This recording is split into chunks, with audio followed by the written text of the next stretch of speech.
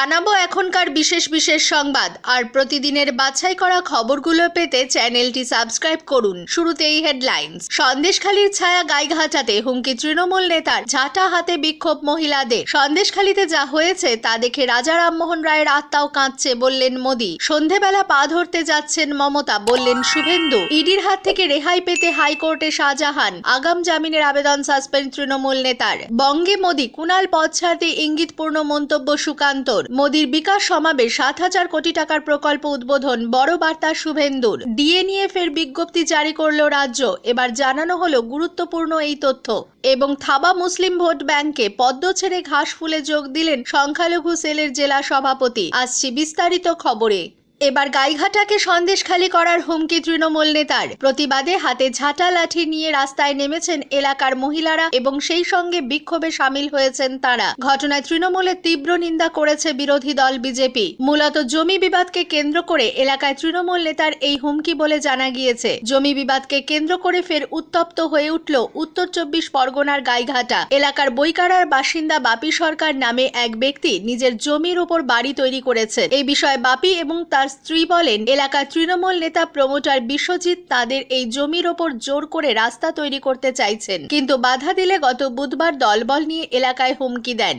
এরপর বাপির স্ত্রীকে সাদা থান কাপড় পরিয়ে দেওয়ার হুমকি দেন, সেই সঙ্গে ধর্ষণ করার হুমকিও দেওয়া হয়। এতে এলাকার প্রতিবেশীরা বেরিয়ে এসে প্রতিবাদ করলে তৃণমূল নেতার দলবলের সঙ্গে ব্যাপক গোলমাল, চিৎকার চেঁচামেচি হয়। এই সময় বাপির স্ত্রী অভিযোগ করে বলেন, তৃণমূল নেতা বিশ্বজিৎ ও তাঁর দলবল গাইঘাটাকে সন্দেশখালী করার হুমকি দিয়েছেন। এরপর এলাকার মহিলারা ব্যাপক ক্ষোভে ফেটে পড়েন, হাতে লাঠি ঝাঁটা নিয়ে রাস্তায় নেমে আন্দোলন শুরু করেন। তৃণমূল নেতার বিরুদ্ধে এলাকার মহিলারা বলেন, আমাদের এলাকাকে সন্দেশখালী করতে গেলে দুষ্কৃতীদের ঝেঁটিয়ে বিদায় করব। উল্লেখ্য, সন্দেশখালীতে তৃণমূল নেতা শাহজাহান, সিরাজ, শিবু, উত্তম, আমির গাজী সহ একাধিক তৃণমূল নেতা নিজেদের পার্টি অফিসে রাতের বেলায় মহিলাদের তুলে নিয়ে গিয়ে যৌন নির্যাতন করত বলে অভিযোগ উঠেছে। আর এই অভিযোগে ব্যাপক পরিমাণে জনরোষের বহিঃপ্রকাশ দেখা গিয়েছে সন্দেশখালীতে। ইতিমধ্যে পুলিশ প্রশাসন আন্দোলনের কাছে নতি স্বীকার করে তৃণমূলের দুষ্কৃতীদের গ্রেফতার করতে বাধ্য হয়েছে।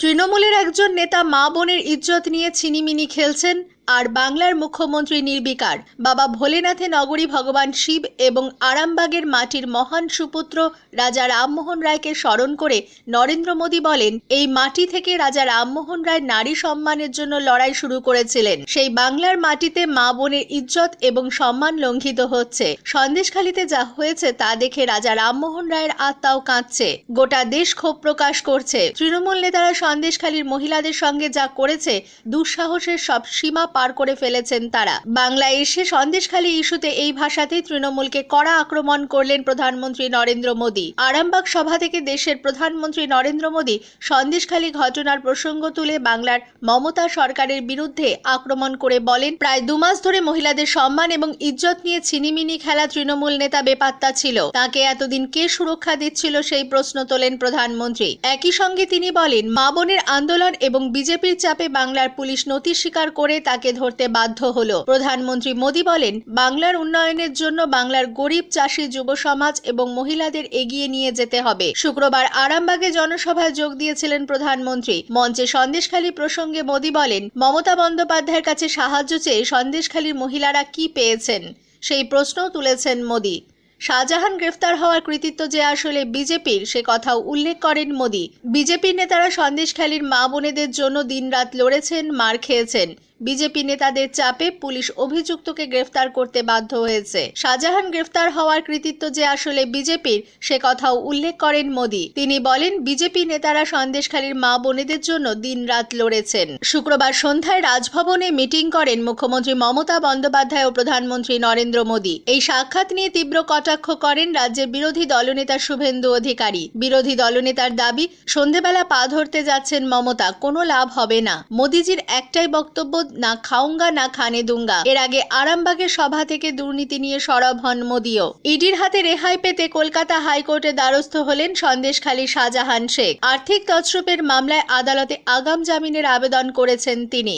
আগামী সোমবার বিচারপতি দেবাংশু বসাকের ডিভিশন বেঞ্চে এই মামলার শুনানির সম্ভাবনা রয়েছে। এর আগে বসিরহাটের পিএমএলএ কোর্টে আগাম জামিনের আবেদন করেছিলেন তৃণমূল থেকে সাসপেন্ড হওয়া ওই নেতা। সেখানে তার আবেদন খারিজ হয়ে যায়। এখন হাইকোর্টের দ্বারস্থ তিনি। সন্দেশখালী ঘটনায় ফৌজদারি অপরাধে শাহজাহানকে গ্রেফতার করেছে পুলিশ। তিনি এখন পুলিশি হেফাজতে রয়েছেন। তার বিরুদ্ধে রেশনে দুর্নীতিরও অভিযোগ রয়েছে।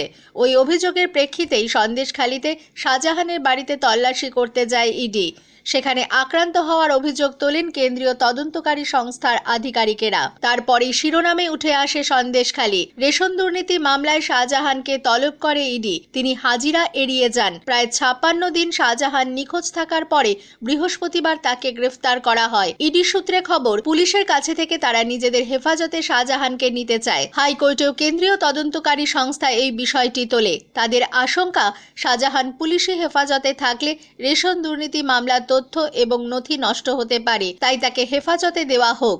এই বিষয়টি নিয়ে আগামী সোমবার প্রধান বিচারপতি টি.এস. শিবজ্ঞানমের এজলাসে শুনানি হওয়ার কথা। তারই মধ্যে ইডির হাত থেকে বাঁচতে আগাম জামিন চেয়ে আদালতে আবেদন করেন তিনি। এক্স হ্যান্ডেল থেকে আগেই সরিয়েছেন রাজনৈতিক পরিচয়। এক্স হ্যান্ডেলে নিজের বায়োতে বদল। নিজেকে শুধু জার্নালিস্ট ও সোশ্যাল অ্যাক্টিভিস্ট বলে লিখেছেন কুণাল ঘোষ। খানিক আগেই খবর মিলেছে তিনি তৃণমূল কংগ্রেসের রাজ্য সাধারণ সম্পাদকের পদের পাশাপাশি দলীয় মুখ জানিয়ে রাজনৈতিক মহলে জোর শোরগোল শুরু হয়ে গিয়েছে। খোঁচা দিতে ছাড়েনি পদ্ম শিবির। বঙ্গ বিজেপির রাজ্য সভাপতি সুকান্ত মজুমদার বলছেন, অপেক্ষা করুন না, লোকসভা ভোট আসতে দিন, তারপর দেখবেন কতজনের কত কি উঠে যাবে। আক্রমণ শানিয়েছেন বিজেপি নেতা দিলীপ ঘোষও। তিনি বলেছেন, এসব অনেক দেখেছি। তৃণমূল যখন ওকে জেলে ঢুকিয়েছিল তখন কি ছিলেন? তারপর টিএমসি ওকে মহামন্ত্রী বানিয়েছে। রোজ রূপ পাল্টালে লোকে বিশ্বাস করবে নাকি? সূত্রের খবর, কলকাতারই এক প্রভাবশালী নেতার বিরুদ্ধে ক্ষোভ রয়েছে কুণালের। ওই নেতার ভূমিকায় কাজে দলের ক্ষতি হচ্ছে বলে মনে করছেন কুণাল। এমনটাই তার ঘনিষ্ঠ মহল সূত্রে জানা যাচ্ছে। কিন্তু কে সেই নেতা তা নিয়ে জল্পনা ছড়িয়েছে। খোঁচা দিতে ছাড়েনি আইএসএফও। আইএসএফ বিধায়ক নওশাদ সিদ্দিকী বলেছেন, তৃণমূল কংগ্রেসের মধ্যে এখন লড়াই চলছে। কে কত তোলা তুলতে পারবেন, কাকে কে কতটা কন্ট্রোল করতে পারবেন তা নিয়ে লড়াই চলছে। সিন্ডিকেট রাজের নিয়ন্ত্রণ নিয়ে রেষারেষি চলছে।